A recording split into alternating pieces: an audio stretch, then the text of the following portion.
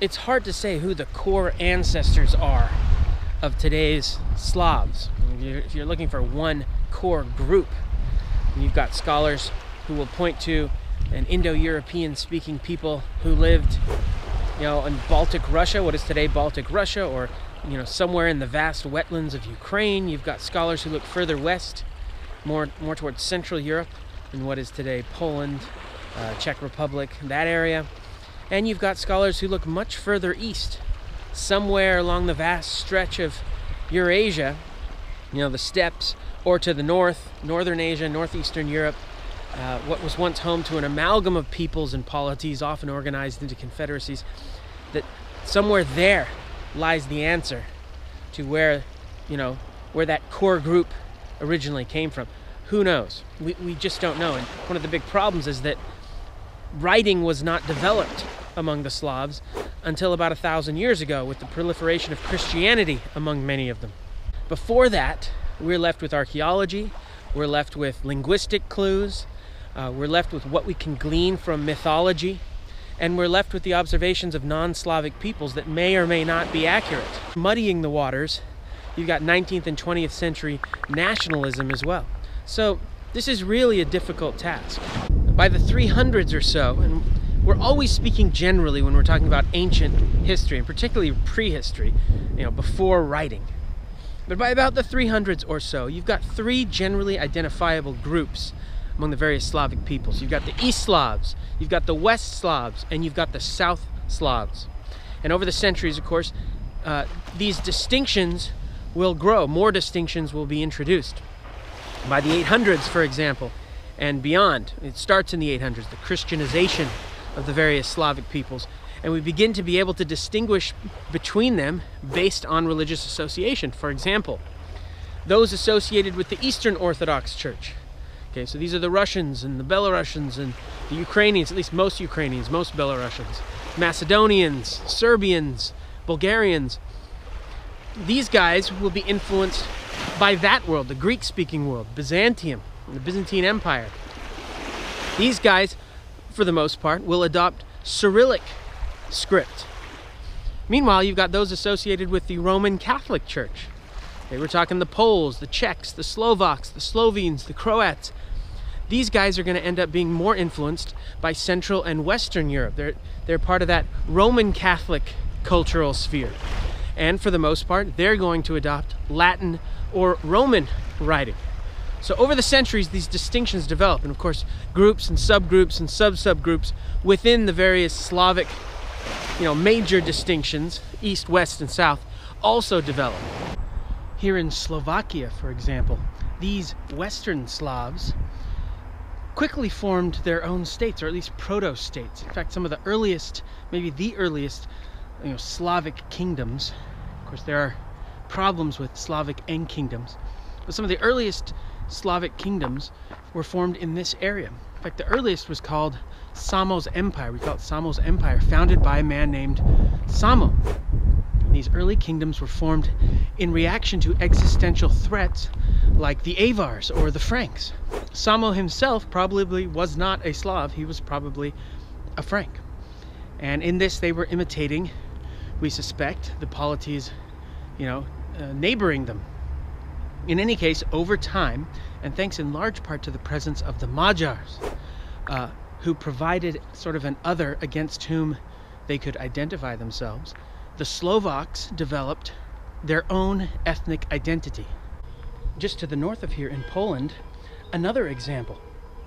Those Western Slavs, after arriving in the area, had mixed and mingled for centuries. By the 900s, states are emerging, and by the 1500s, according to one 19th century German general, very cosmopolitan Poland had become one of the most civilized nations in all of Europe. Another example lies just to the west of us in the Czech Republic.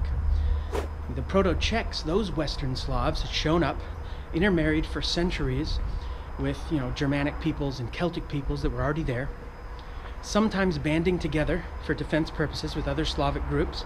In fact, it's the Proto-Czechs and the Proto-Slovaks who, banding together, bring about the formation of Great Moravia. probably the first fully fledged kingdom, even including Samo's empire, with a Slavic majority. So generally speaking, the Western Slavs, as well as some Southern Slavs, talking, the Croats and the Slovenes, geographically and religiously situated as they are, more tied to Central and Western Europe, were more assimilated into that cultural and political sphere. Here in Bulgaria, I'm in South Slav country. See, by about the 400s, the South Slavs had reached the Balkans and had themselves divided into a couple, again, speaking generally, a couple subgroups. You've got an Eastern South Slav subgroup and a Western South Slav subgroup.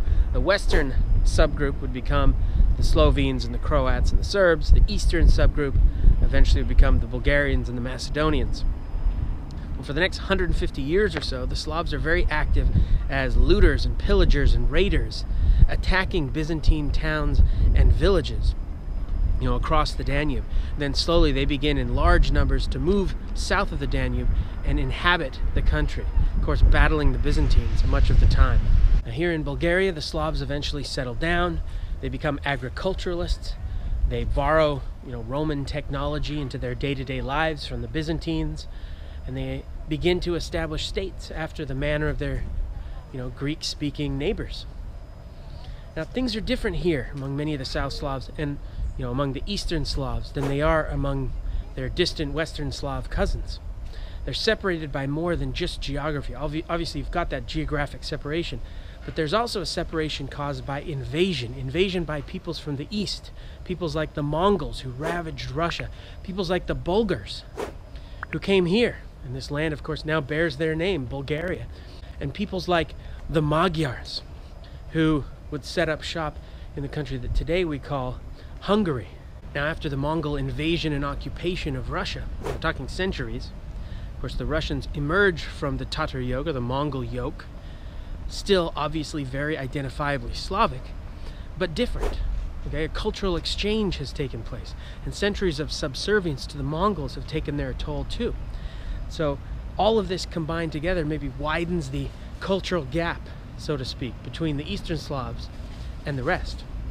Now the Bulgars, they're going to arrive here, they're going to rule over many of the Slavs for a long time. A cultural synthesis will take place, and what emerges is a new ethnicity, Bulgarian, which is distinct from those around it. Throw in the fact that Bulgaria has its own, an autocephalous church, another distinction. And then you've got the Magyars, the Hungarians. These guys are going to set up shop, create Hungary, and their very presence, the Hungarians, combined with the Germanization of Austria, look at a map, that creates sort of a wall separating the Southern Slavs down south from the Eastern and Western Slavs up north. And these distinctions matter because the Western Slavs and some of those Western Southern Slavs, as we've discussed, they're going to be much more tied into events and developments in Central and Western Europe. So when things like the Italian Renaissance come along and all that comes because of that, the Industrial Revolution comes along, scientific revolution comes along, the Enlightenment and all of its political repercussions, that all affects and impacts those Western Slavs, as well as we can throw in the Croats and the Serbs, much more than it does the Eastern Slavs. In fact, the Eastern Slavs and the rest of the Southern Slavs, these guys are very insulated from developments in Western Europe, so they develop differently.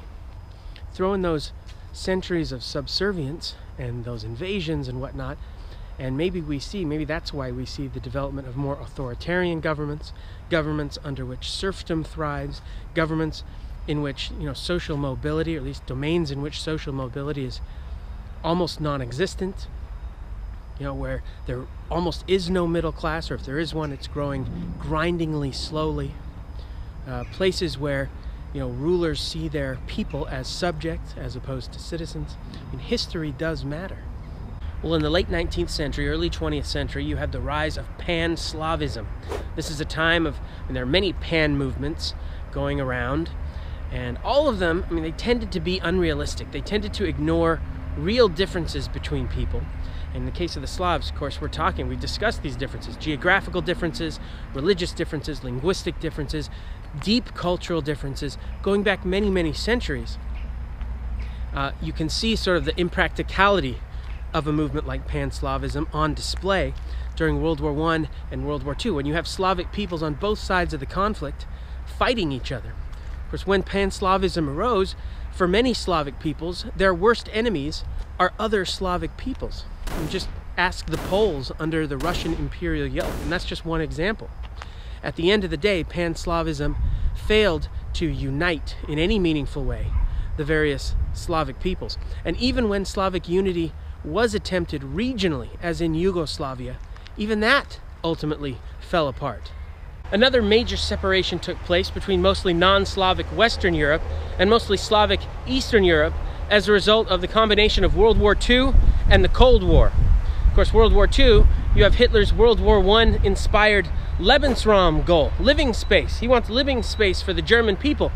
See, the Germans had been starved to death by the hundreds of thousands, these are mostly women and children, during World War I by the British hunger blockade. And he vows that's never going to happen again. But he needs living space. He needs agricultural land. Whose land? The Slavs' land.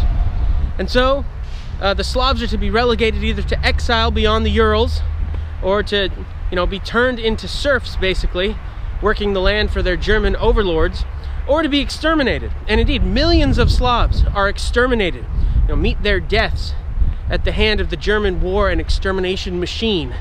Of course, years before World War II, much of the Slavic world had come under the thumb of the Soviet Union. This is a very brutal regime, which, after World War II, controlled virtually the entire Slavic world. Millions of Slavs, civilians, were killed as a result of Moscow's rule, starved to death, dead by disease, deported, exiled, or straight up executed. For almost half a century after World War II, an iron curtain separated virtually the entire Slavic world from the rest of Europe. And after the Soviet Union fell in the early 1990s, most of Slavic Europe began to integrate or reintegrate into Europe, economically, politically, and otherwise, culturally. This monument behind me, built to commemorate the so-called friendship between the Soviet Russians and the Bulgarians, but actually a symbol of Moscow's power here. It used to be accompanied by music, and there were lights, and it was well tended, whereas today it stands mostly abandoned, graffitied, a remnant of the past and a symbol today of this momentous wind change that we're discussing. Today, about half of all Europeans are Slavs.